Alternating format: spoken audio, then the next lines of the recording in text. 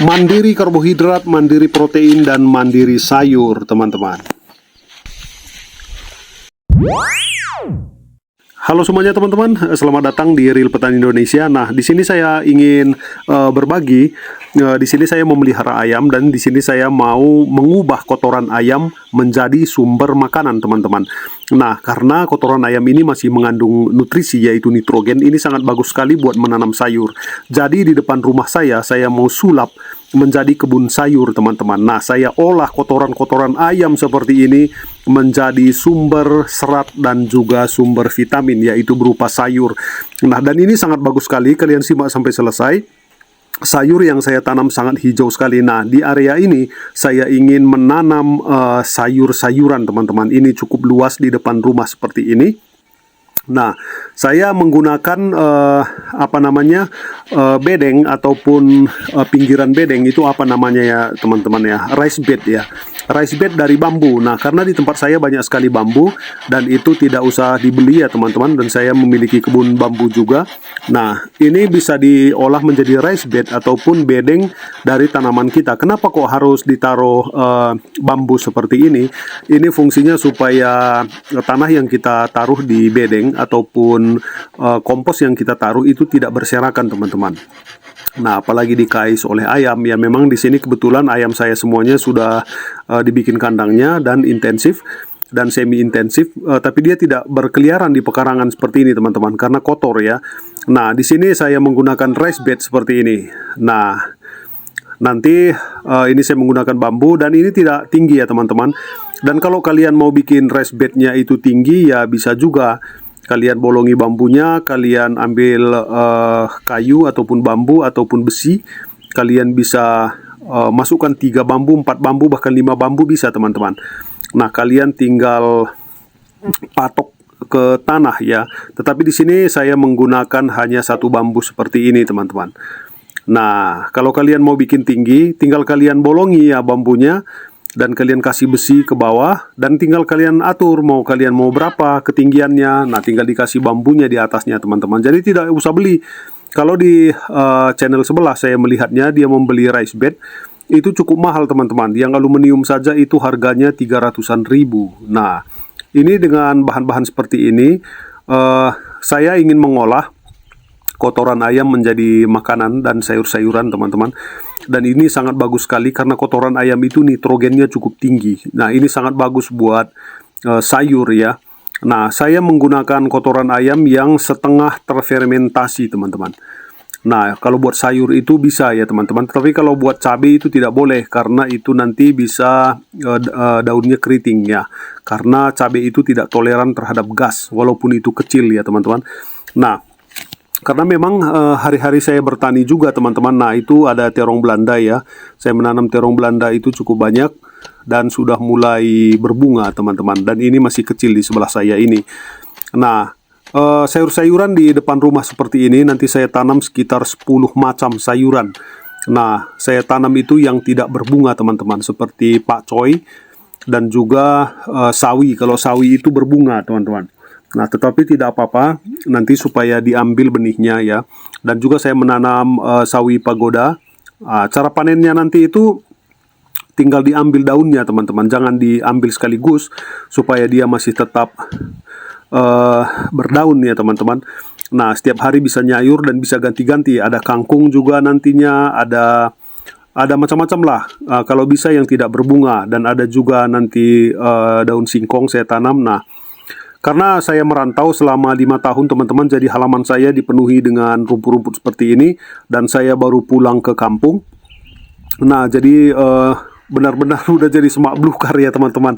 Ditinggal selama 5 tahun. Memang ada sih orang di sini, cuman dia tidak membersihkan ataupun mencangkul halaman ini teman-teman ya. Nah, di sini saya mau sulap menjadi sayur. Nah, tujuan saya ke depannya itu mau mandiri pangan. Karbohidratnya saya menanam padi ya teman-teman, dan juga sumber proteinnya saya ayam yang ada di belakang, ayam kampung, dan itu ada 10 indukan dan anaknya sangat banyak, dan dari telurnya juga bisa menjadi sumber protein. Dan untuk karbohidrat juga saya menanam sorghum, itu mengantisipasi musim kemarau gagal panen, karena sorghum ini sangat toleran terhadap kekeringan ya teman-teman. Nah, jadi rumput-rumputnya seperti ini saya hilangkan. Nanti saya cangkul ya tanahnya ini. Nah, ini saya bersihkan dulu ya teman-teman. Dan ini musuh dari sayur-sayuran ini yang perlu kita waspadai adalah ulat ya teman-teman. Nah, untuk mengatasi ulat supaya tidak dimakan ulat teman-teman, radius 3 meter dari bedeng ini harus disemprot dengan insektisida berdosis 3 kali lipat dari label. Nah, itu jangan kalian semprot ke bedengnya karena bisa membunuh jamur nantinya. Jamur baik seperti M4 kan ada jamur, dan juga seperti trichoderma, nah itu mati. Nah, yang disemprot itu di luar bedeng teman-teman, sekitar radius 3 meter dari bedeng itu, supaya ulat-ulatnya mati. Dan kalaupun ada ulat yang baru datang, itu bisa mati juga ya teman-teman. Nah, itulah kuncinya bagaimana menanam sayuran supaya tidak terkena ulat, karena kita konsumsi sendiri, kita tidak semprot menggunakan insektisida kimia teman-teman ke sayurnya ya. Yang cukup kita semprot itu adalah sekitaran bedeng supaya steril, jadi tidak ada ulat yang masuk ataupun serangga yang masuk yang mengganggu. Nah, di sini saya membuat patok dari bedeng itu atau raised bednya itu teman-teman, itu dari bambu juga seperti ini. Nah, itu kalau di kampung itu kita bisa mandiri pangan ya teman-teman. Dan juga saya sumber vitaminnya menanam buah-buahan dan juga menanam sayuran seperti ini. Nah, saya 3 ya, 1 dalam anggota keluarga, dan itu dengan lahan seperti ini, apalagi di kampung ini. Kiri kanan saya ini ada lahan ya teman-teman, dan saya beternak ayam dan juga bisa menanam sayuran. Nah, saya membuat sayuran di depan rumah seperti ini supaya enak dilihat juga teman-teman. Nah, saya membuat patok seperti ini supaya bambunya tidak bergeser. Nah, ini ukuran raised bednya ataupun bedengnya ini 1 kali 2 meter teman-teman. Nah, ini memuat sayuran sangat banyak sekali. Seperti di awal video itu, sawi saya udah hampir panen, sekitar seminggu lagi sudah boleh disayur ya teman-teman, dan diambil itu daunnya. Dan juga pakcoy saya sekitar seminggu lagi juga sudah bisa disayur ya teman-teman. Nah, pakcoy itu pernah saya tanam, itu dengan mengambil daunnya dia tidak berbunga teman-teman, nanti si bongkolnya itu jadi tinggi. Nah, tetapi dia tetap memproduksi daun. Yang kita ambil 1 batang itu sekitar 1-2 daun ya teman-teman, dan itu kita campurkan dengan sayuran yang lain ataupun tunggal bisa. Nah, dengan ukuran 1 kali 2 meter ini kita bisa nyayur selama 3 hari teman-teman dari ukuran ini. Nah, 3 hari itu cukup buat kita nyayur. Nah, ada lagi bedeng yang lain, ada sepertinya ini muat bedengan ataupun raised bed seperti ini di halaman saya ini khususnya, tapi di sebelah kiri dan kanan saya ini masih bisa ditanami teman-teman. Tetapi di halaman saya ini bisa memuat sekitar 10 ataupun 15 raised bed seperti ini. Nah, kalau di sebelah kanan dari video ini teman-teman, ini ada tanah tetangga, ya boleh ditanami teman-teman, dan juga saya sudah minta izin dan juga saya mau tanami. Dan seukuran ini saja sebenarnya kita bisa swasembada pangan ya, dalam artian sayur ya teman-teman. Nah, kalau ayam itu memang swasembada ayam ya teman-teman, karena ayam saya udah lebih dari cukup. Jadi saya jual juga sebagian untuk membeli pakannya teman-teman. Nah, kalau kita mandiri pangan seperti ini, itu sangat enak teman-teman. Lagi pula di kampung itu kita mau beli sayur di mana?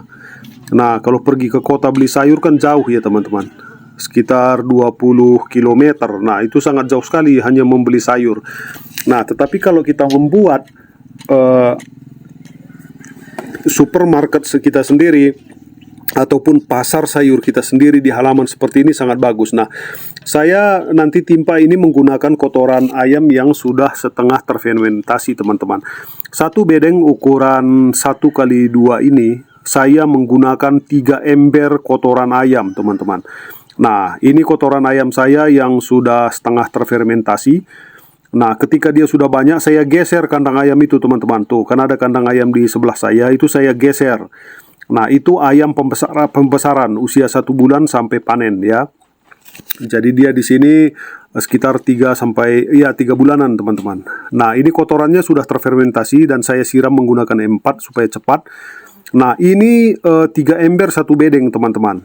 Nah, ini 3 ember ini didapat dari ayam 10 ekor, teman-teman. Mulai dari kecil sampai berat 1,5 kilo, teman-teman. Dapat kotorannya sekitar 3 ember. Nah, ini dijadikan jadi makanan, dibuat menjadi pupuk dari sayuran, teman-teman. Nah, ini sangat-sangat bagus sekali. Ini murni kotoran ayam, teman-teman. Nah, jadi saya kasih 3 ember seperti ini. Nanti saya ratakan dan saya timpa menggunakan kompos bambu, teman-teman. Nah, kenapa kompos bambu? Karena trichoderma itu sangat cocok sekali hidup di kompos bambu. Nah, saya ratakan seperti ini. Nanti saya tabur trichoderma dan saya siram M4 supaya ada jamur-jamur patogen itu tidak hidup di sini, teman-teman. Nah, ini nanti saya timpa menggunakan kompos lagi di atasnya. Menggunakan apa namanya? Kompos daun bambu, teman-teman. Di sini karena banyak sekali pohon bambu, kita tinggal ambil, kita timpa. Nah, baru ditanam nanti sayur-sayuran, teman-teman. Nah, di video ini saya tunjukkan nanti bagaimana saya menanam sayur dan juga sampai sayurnya besar, teman-teman.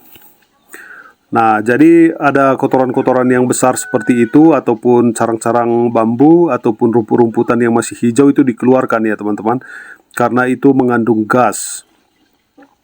Nah, kita ratakan seperti ini si kotoran ayamnya yang sudah setengah terfermentasi. Nah, kita rata-ratakan, baru nanti kita timpa ya. Kita timpa menggunakan kompos bambu ataupun tanah bambu, teman-teman. Itu sangat bagus sekali perpaduan antara kotoran ayam dengan kompos bambu. Jadi di kampung itu, teman-teman, enak sekali. Jadi kok ayam kita dapat proteinnya, telur ayam kita dapat proteinnya, bahkan kotorannya seperti ini bisa menjadi vitamin. Nah, ini saya sudah timpa ya, teman-teman, menggunakan tanah bambu ya. Campur komposnya juga. Nah, kotoran ayam ini bisa diubah menjadi sumber pangan, teman-teman. Ini selama 1 tahun ataupun 1 tahun lebih tidak perlu diganti medianya ataupun ditambah nutrisinya. Seperti pupuk kimia dan lain-lain itu tidak perlu, teman-teman. Karena 3 ember itu sudah cukup untuk menanam sayur-sayuran selama 1 tahun di sini, teman-teman. Saya menggunakan bibit sawi seperti ini ya, teman-teman ya. Nah, saya mau tanam di situ.